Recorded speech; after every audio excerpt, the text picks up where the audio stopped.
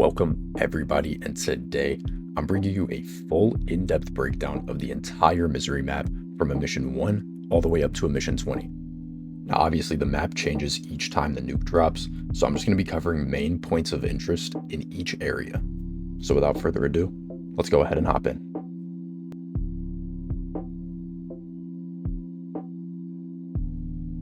So the first area I want to talk about are going to be these three houses right here. And the reason I'm putting them first is because they're the first I got in my footage. These are not ranked. They're not from worst to best. I'm simply just covering areas you can find in the map. But with that being said, this is one of the worst areas in my opinion. There's not a lot of loot here. There's really just one building, and it's in the back of the second house. And it's just a shack. It's not even a full house. You get 2 storage racks and then a couple of boxes.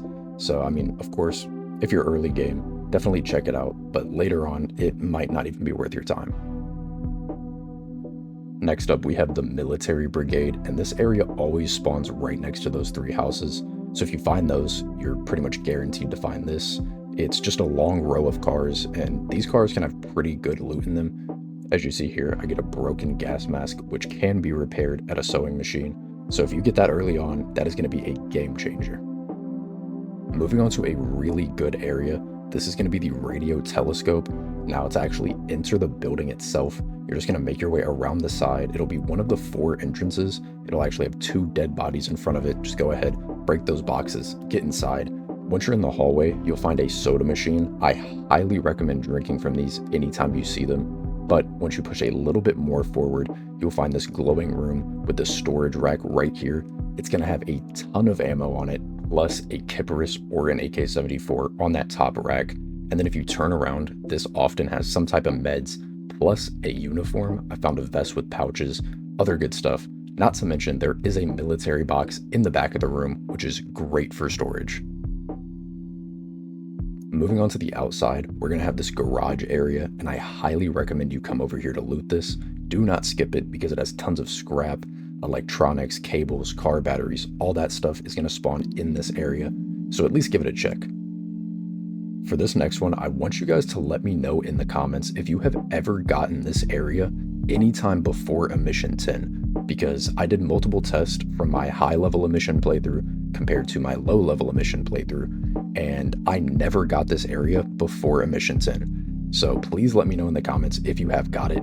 But for the area itself, there's nothing too special about it. It's just a bunch of storage units, and there are always at least 3 enemies around one of the sides, if not both. So make sure you watch out for that. Now this area is very good early game due to the wooden wind turbine that's stuck on the roof.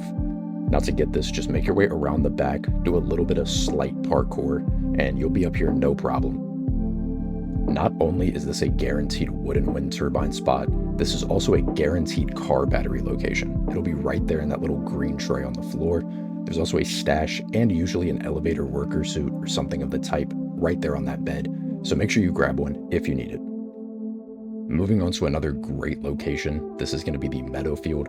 Here we're going to have 2 different houses. The first one, as you see on screen, it's all right. It's not bad. It'll have a few boxes outside you can break as well. Oftentimes we'll have scrap, something you can sell. But the other house is the really important house.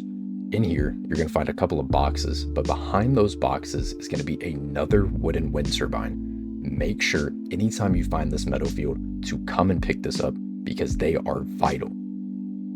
Moving inside, we're going to have a large crop right here on the right side of the wall.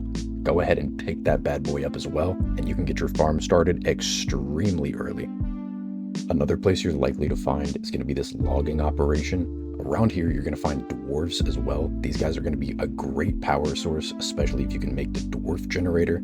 So as long as you have vodka in your inventory, you can actually start picking these guys up and storing them. Next, we have the Swamper area, and this as well, I'm not sure if it can spawn before Emission 10, so if you guys have ever gotten it, please let me know. But overall, it is a good area. It has a couple of houses with some pretty good loot in them, so I definitely recommend checking it out if you are over here. But the main key of this area is going to be the Swampers themselves. If you kill them, you will get a Swamper arm, which can either refill your thirst, or if you cook it, it pretty much fills your hunger bar to the max.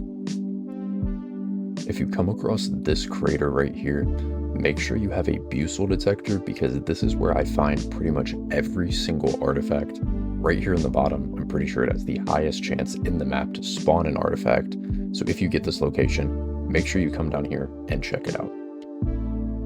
This next area is going to be the one with the floating orb that you have to parkour up to. Overall, it is a pretty good area, so if you find it, definitely come in here to loot. There's a storage rack, and this always has at least something valuable. Then moving into the inside, you're going to find 2 more storage racks towards the back of the building. And then moving right back outside, if you find this watchtower and line yourself up with the back pole, you can actually jump up and grab the items without having to do the parkour itself. Moving on to this area, another area that I'm not sure if can spawn before emission 10, but this house in the back you would assume is very good. It's lit on fire, looks very ominous, but when you get inside, there is no loot in here. There is a wardrobe and a safe and 1 singular box. That is all that's in here. So honestly, I don't even recommend wasting the time it takes to break down all those wooden barriers. But the outside of this area is actually rather good.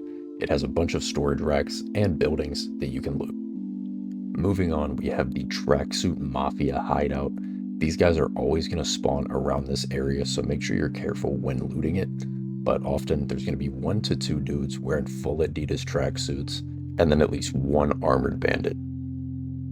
Next up, we have the tents, and this area is always useful because a campfire has a 100% spawn rate here. Now, if you don't know, you can use a lighter to ignite the campfire, and this will actually heal you. This can be very useful, especially early on when you don't have a lot of healing items.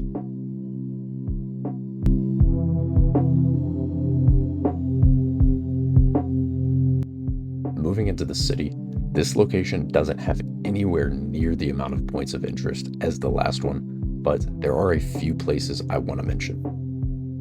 So inside the apartment buildings themselves, you're going to find tons of storage items like cabinets, fridges, wardrobes, a bunch of stuff that you need to start bringing back to your base and start fleshing it out. Moving on to the convenience store, this area doesn't always have loot. It will have 1 dead body on the right and 1 dead body on the left, but when this does have loot in it, it will be filled with snacks, food, water, all that good stuff. And then behind this wall back here, you can actually find a wardrobe that you can go ahead and loot. If you find these garbage cans, make sure you grab the garbage that is located right on the floor below them. This area is always going to spawn right by these red houses. I don't really know what they are, like storage units, I guess. But if you find it, make sure you grab it because it can be used as fuel for your farm. Next up, I'm not even sure what this building necessarily is, but there are going to be 2 spots in here that you can loot on both of these tables.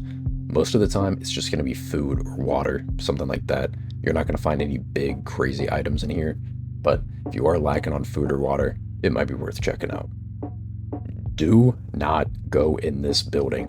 This is the worst decision you could make. It is the most annoying building in the game. I went in here thinking, oh, a sideways building. Probably has some cool loot in it, right? Wrong. There is nothing in here, and trying to get out is absolutely terrible. You have to fight gravity. The stairs don't want to let you up. So whatever you do, just don't even step foot in this area. Moving on to something way better. If you find these floating trucks, you'll also be able to find the military boxes which float right beside them. These are great for storage, and oftentimes they'll at least have a gun or something very useful to you at that moment. Also make sure to watch out for zombies in this area because they will lurk around anything military related, so just take them out, they're not too hard to kill. An area you definitely need to check out is going to be the broken building with the orb in the middle. Inside, if you make your way to the 2nd floor, on the right hand side, you're going to find another military outpost. In here, you're going to find a couple of military boxes, a couple of dead bodies, so make sure you loot this every single time you get a city.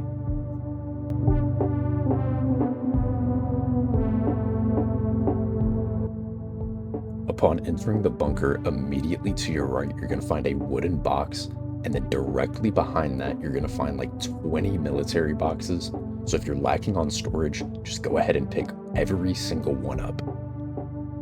Now, before we get into the actual bunker itself, I want to preface that this is the most confusing area in the entirety of Misery.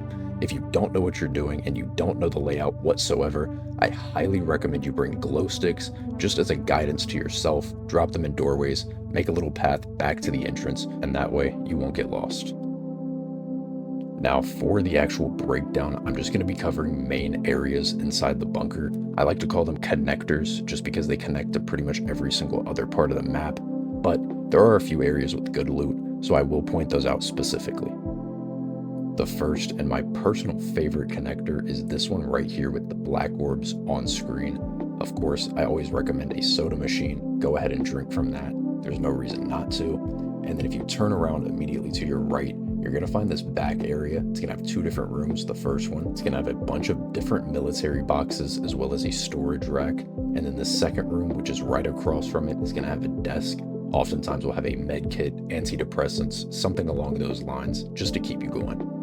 Now, if we turn around and take the other doorway, this is where the magic happens. First, you're going to notice a long hallway with spikes. Ignore that for now. We're going to go into this room. This room has the highest radiation I've seen. Once you're in the middle of the room, your radiation is going to start going up crazy.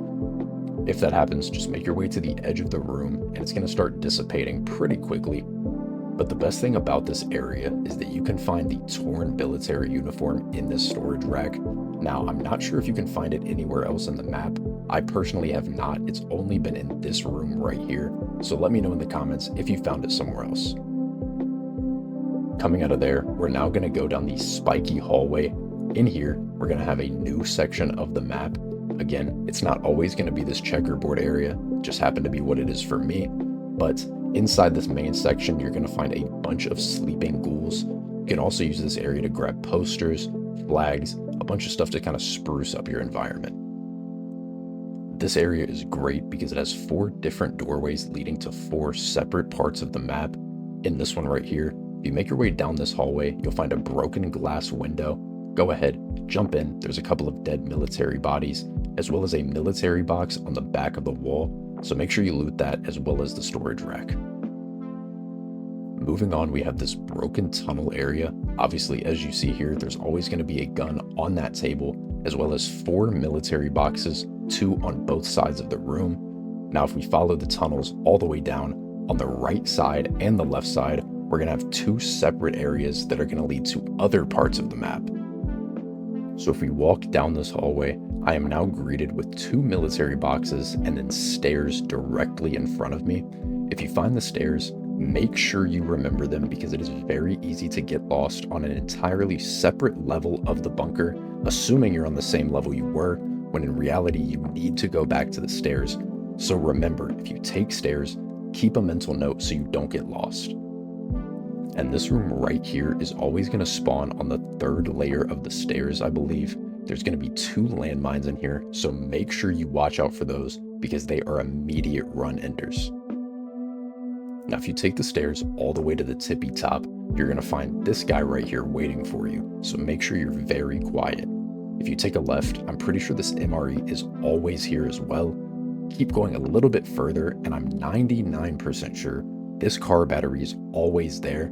So if you're running low on car batteries or you just need to extend your setup, make sure you loot that.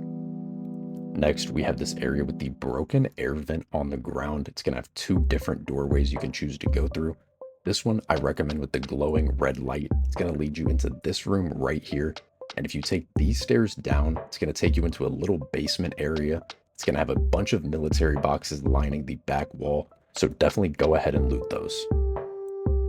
Going back to those stairs we were just on, if you make your way all the way to the bottom, you'll find a tunnel you can crawl through. And then once you get to the very end, you'll find a bunch of human bones and dead bodies. Overall, it's a decent area. I'd recommend checking it out. If you find this tunnel right here on screen, I highly recommend going through it as it's not the same as the tunnel down below at the bottom of the stairs. This will actually lead you into an entirely separate part of the map. Another great connector is going to be the missile silo right here. It's going to have 4 different doorways again that you can go through. Just make sure you don't fall down because it is an instant death and there is no way to recover your body. Now the last thing isn't necessarily a map tip, but it is a tip for the bunker in general. If you die, which is highly likely among your first couple of playthroughs, I recommend having a hazmat suit and a gas mask on standby, because just going into the bunker alone will give you so much radiation, and putting these things on will allow you to find your body so much easier. But that is going to wrap up the video for today, guys. Hopefully you did enjoy. This took way longer to get out than I thought it would, and I sincerely apologize for that.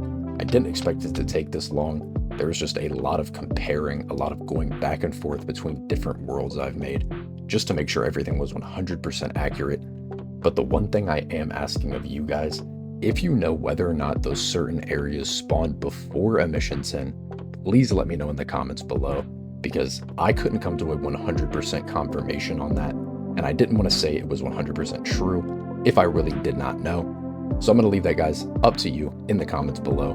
But hopefully, like I said, you did enjoy this video. Hopefully you learned something, and I will see you guys in the next one.